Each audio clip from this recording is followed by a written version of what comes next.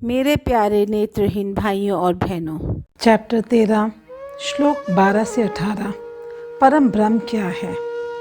यहाँ पे श्री कृष्ण समझाते हुए कहते हैं कि परम ब्रह्म क्या है। जो जानने योग्य है उसको कहता हूँ, जिसे जानने से अमरता प्राप्त होती है।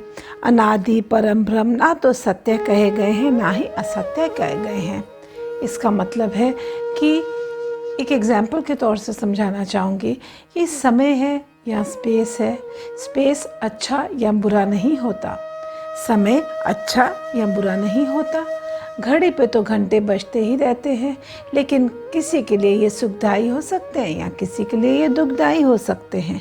इसी तरीके से जो परम ब्रह्म है वह ना तो सत्य है ना ही असत्य है। सब और हाथों पैरों आँखों सिरों सुखों और कानों वाला वह संसार में सब जगह सब कुछ व्याप्त करके स्थित है।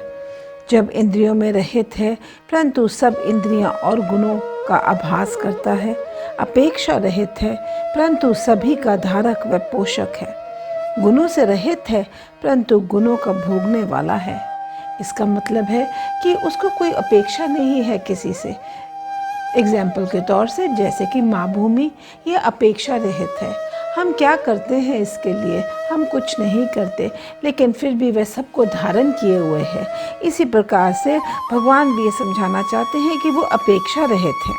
सभी प्राणियों के बाहर भी है और भीतर भी है, अचल भी है और चल भी रहा है। वह दूर दूर तक भी है और पास के पास भी है। सूक्ष्म होने के कारण जानने में नहीं आता। वह ना बटने वाला होते हुए भी प्राणियों में बटकर स्थित है।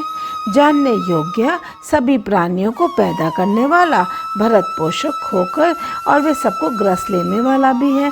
इसका मतलब ये है कि वह पैदा भी करता है, पोषण भी करता है और वह आखिर में आके ग्रस भी लेता है। उसे अंधकार से परे सब प्रकाशों का प्रकाश कहा गया है। वही जानने योग्य है और सारे ज्ञान का अंतिम पड़ाव भी है। वो सभी के हृदय में विराजमान है। ये क्षेत्र ज्ञान और जानने योग्य को संक्षेप में कहा। इसे जानकर मेरा भक्त मेरे भाव को प्राप्त हो जाता है। इसका मतलब क्या है? यहाँ पे श्री कृष्ण ये समझाना चाहते हैं कि इतना विराट आकाश है, इतना बड़ा, जो एक एटम को लेकर भी गैलेक्सी तक और गैलेक्सी से भी परे है। जब एक व्यक्ति की अवेयरनेस इतनी फैल जाती है कि इसके भी बियॉन्ड कुछ तो होगा ऐसा जो सबको समेटे हुए है, जिसमें ये आकाश है, यही मेरा भाव है और यही मैं हूँ। ये श्री कृष्ण इसको इस तरीके से समझाना चाहते हैं।